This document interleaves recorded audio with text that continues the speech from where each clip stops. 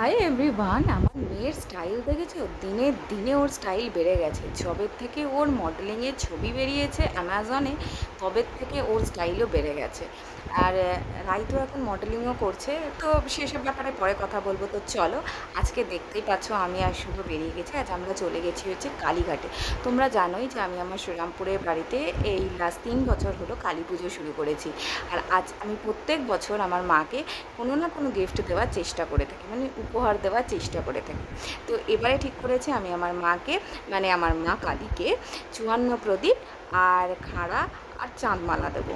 তো যাই হোক, সেই কিছু কেনার জন্যই গেছিলাম হচ্ছে কালীঘাটে। বাট কালীঘাটে গিয়ে দেখলাম 54 প্রদীপটাই বেশ পছন্দ হলো, তো ওটাই নিয়ে নিয়েছি। আর আজ হচ্ছে শনিবার। শনিবার একেবারে ভোরবেলা, মানে 6টা সাড়ে 6টা বাজে, ওই সময়ই আমরা একদম বেরিয়ে পড়েছি শ্রীরামপুর যাওয়ার জন্য।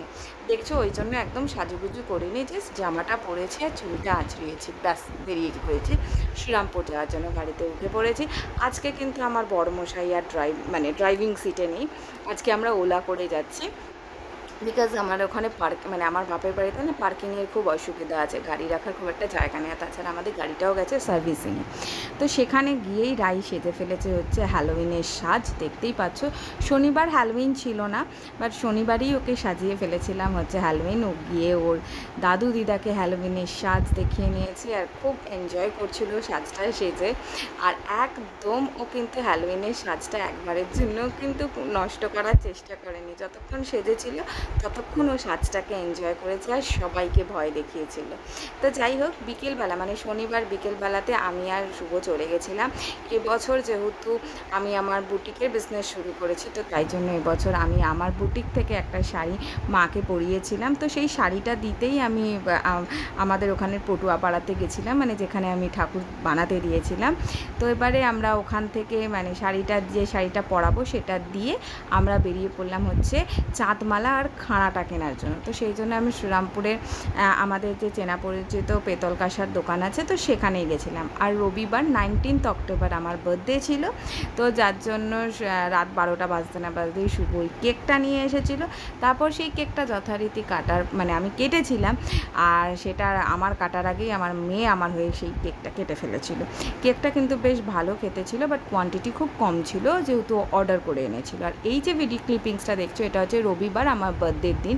বাট যেহেতু সোমবার দিন কালী পুজো ছিল, তো রবিবার পুরোটাই নিরামিষ ছিল। তো এই সবই ছিল, 5 রকমের ভাজা, লাউ পোস্ত আর ডাল। আর যাই হোক, এবার যেহেতু রবিবার দিন সন্ধেবেলাতেই যেহেতু মা চলে এসেছিলো, মানে আমাদের ঠাকুর যেহেতু চলে এসেছিলো, তো সেই জন্য আমি তাড়াতাড়ি খাওয়া দাওয়া করেই একদম আমাদের ওপরে যেখানে আমাদের ঠাকুর রাখার ব্যবস্থা ছিল সেখানে গিয়ে চট করে মা যেই আসনে মানে মা যেই আসনে বসবেন সেই আসনটাকে আমি সুন্দর করে আলপনা দিয়ে নিয়েছিলাম। আমি খুব একটা ভালো আলপনা আঁকতে মানে ড্র করতে পারি না, তাও চেষ্টা করেছি। তোমরা বলো আলপনাটা ঠিক কীরকম হয়েছে, ভালো হয়েছে কিনা। আমি একটু চেষ্টা করেছি, জাস্ট আমি খুব একটা ভালো কিছু করি না। তো এরপরেই সন্ধেবেলা 6টা নাগাদ মা চলে আসে। এই যে শাড়িটা দেখছো, এই শাড়িটা আমি আমার বুটিক থেকে মাকে মানে প্রথমে যেদিনই আমি আমার বুটিকের জন্য শাড়ি তুলেছিলাম সেই দিন কিন্তু আমি এই শাড়িটা একদম আলাদা করে রেখেছিলাম মায়ের জন্য, যে আমার বাড়িতে যেহেতু কালী পুজো হয় আর আমি এই শাড়িটা মাকে দেবো বলে সেখান থেকেই আমি সিলেক্ট করে রেখে দিয়েছিলাম। তো সেই শাড়িটাই আমি মাকে পরিয়েছি। এই যে দেখতেই পাচ্ছ, এই শাড়িটা আমি মাকে পরিয়েছিলাম হলুদ রঙের, যেটা আমি একটু সকালবেলাতে ভালো করে দেখাচ্ছি। এই দেখো, মায়ের হাতে যে চাঁদমালাটা দেখছো, এই চাঁদমালাটাই আমি আগের দিন কিনেছিলাম। আর যে খাড়াটা দেখছো, ওই খাড়াটাও আমি মাকে এবারে দিয়েছি। একটা আমার মানসিক ছিল, সেই মানসিক পূরণ হয়েছে, সেই জন্যই আমি মাকে এই খাড়া আর চাঁদমালাটা দিয়েছি। আমার বাড়িতে লাস্ট 3 বছর আমি করছি। আর এই যে দেখছো, এইটা হচ্ছে সেই 54 প্রদীপ, যেটা আমি আগের দিন কালীঘাট থেকে কিনেছিলাম। আর এই যে শ্রীটা দেখছো, শ্রীটা দেখেছো, এটা আমার মাসি বানিয়েছে, আমার দুর্গা মাসি। ও ওই দিন এসেই তাড়াতাড়ি করেই শ্রীটা বানিয়েছে। আর এই হচ্ছে আমার মায়ের পুরো লুক। সমস্ত গয়নাগাটি পরে আমার মাকে কীরকম লাগছে অবশ্যই